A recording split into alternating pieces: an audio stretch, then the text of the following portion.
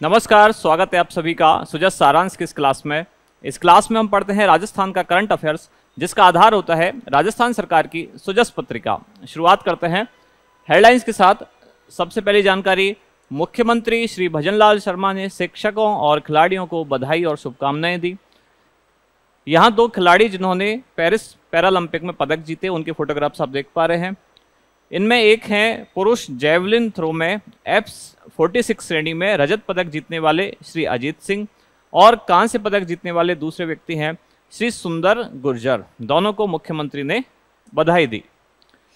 अगली जानकारी, मुख्यमंत्री की अध्यक्षता में मंत्रिमंडल की बैठक संपन्न हुई। इसमें कुछ महत्वपूर्ण निर्णय लिए गए, जैसे कि पुलिस फोर्स में अब महिलाओं को 33% आरक्षण दिया जाएगा।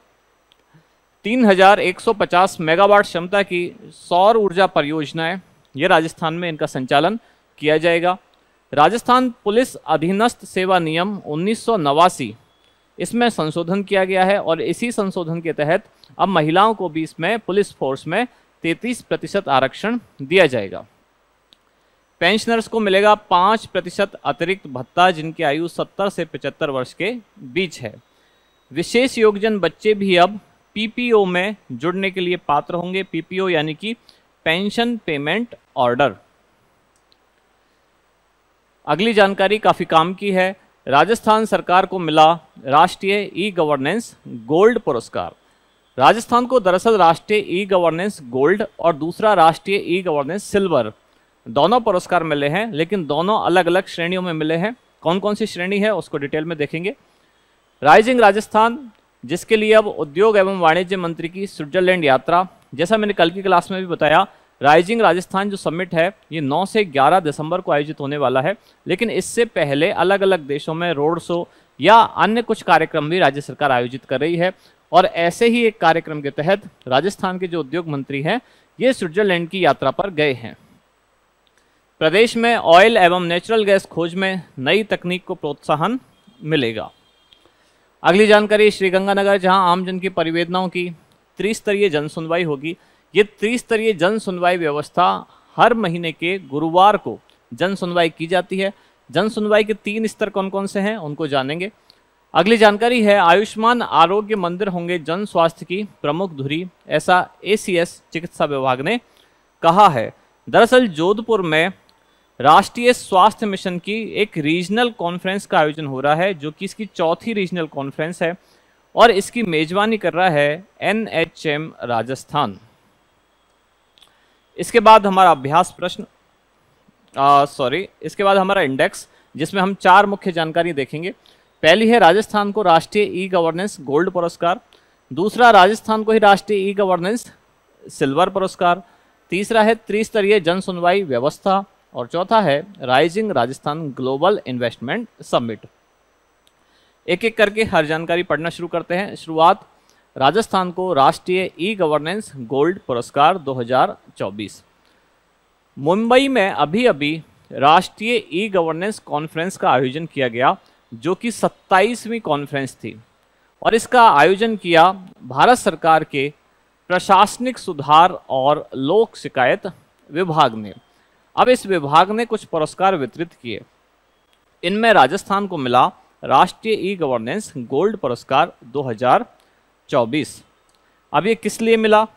क्योंकि राजस्थान ने सिलिकोसिस रोग की पहचान के लिए टेली रेडियोलॉजी और कृत्रिम बुद्धिमत्ता के कुछ अभिनव प्रयोग, कुछ नवाचार ये किए थे और प्रभावित व्यक्तियों को राहत पहुंचाने के लिए डीबीटी के माध्यम से, यानी कि डायरेक्ट बेनिफिट ट्रांसफर के माध्यम से एक स्वतः स्वीकृति पोर्टल का निर्माण किया। इस पुरस्कार के तहत एक ट्रॉफी दी जाती है, प्रशस्ति पत्र दिया जाता है और 10 लाख रुपए प्रदान किए जाते हैं। अगली जानकारी उसी कॉन्फ्रेंस से संबंधित, यानी कि जो मुंबई में आयोजित हुई राष्ट्रीय ई गवर्नेंस कॉन्फ्रेंस और इसका सिल्वर पुरस्कार 2024। अब राजस्थान सरकार का जो राज्य किसान साथी फेज 2 प्लेटफॉर्म है, इसको ई गवर्नेंस सिल्वर पुरस्कार 2024 से सम्मानित किया गया है। राजस्थान को यह पुरस्कार किस उपलब्धि के लिए मिला है? तो ये है government transformation state level initiative के तहत इनको यह पुरस्कार दिया गया है।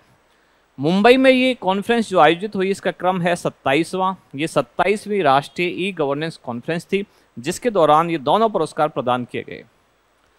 अगली जानकारी है त्रिस्तरीय जन सुनवाई व्यवस्था, यानी कि जन सुनवाई के 3 स्तर। 3 स्तर कौन कौन से हैं? पहला स्तर है ग्राम पंचायत स्तर पर जन सुनवाई, दूसरा है उपखंड स्तर पर जन सुनवाई, और तीसरा है जिला स्तर पर जन सुनवाई। ये जन सुनवाई की जाती है हर महीने के गुरुवार को। पहले गुरुवार को की जाएगी ग्राम पंचायत स्तर पर, दूसरे गुरुवार को की जाएगी उपखंड स्तर पर, और तीसरे गुरुवार को की जाएगी जिला स्तर पर। ये जन सुनवाई के 3 स्तर हैं और इस योजना का नाम है त्रिस्तरीय जन सुनवाई व्यवस्था। अगली जानकारी है rising Rajasthan global investment summit. Rajasthan में 9 से 11 दिसंबर 2024 को एक सम्मेलन का आयोजन होना है, जिसको नाम दिया गया है rising Rajasthan global investment summit. इस समिट का उद्देश्य क्या है कि राजस्थान में ज़्यादा से ज़्यादा निवेश आ सके, ज़्यादा से ज़्यादा इन्वेस्टमेंट आकृष्ट करने के लिए ये समिट होने वाला है, जिसका मुख्य आयोजन कब है? 9 से 11 दिसंबर। ये प्रस्तावित तिथि है, लेकिन मुख्य आयोजन से पहले भी राज्य सरकार कुछ अलग अलग आयोजन कर रही है। अलग अलग आयोजन जैसे कि अलग अलग रोड शो का आयोजन करना, कुछ प्रदर्शनी, कुछ एग्जीबिशन लगाना, या देश के ही अलग अलग राज्यों में, अलग अलग शहरों में और विदेशों में भी जाकर राजस्थान में निवेश के लिए सकारात्मक वातावरण बनाना।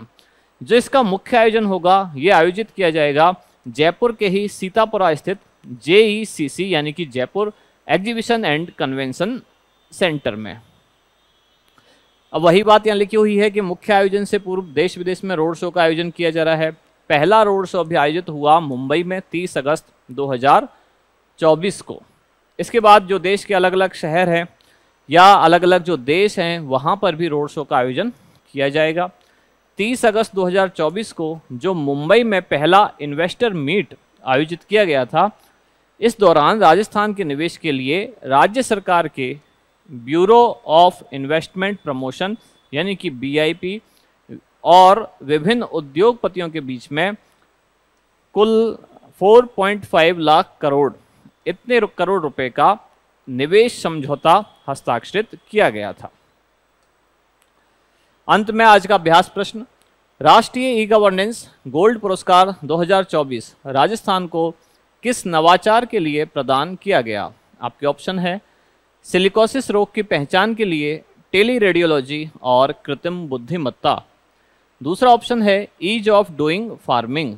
तीसरा ऑप्शन है डिजिटल एजुकेशन और चौथा ऑप्शन है open network for digital commerce. क्या होगा इसका सही उत्तर, ये आप बताएं कमेंट्स में। अब मिलते हैं कल अगली न्यूज के साथ अगली क्लास में। धन्यवाद।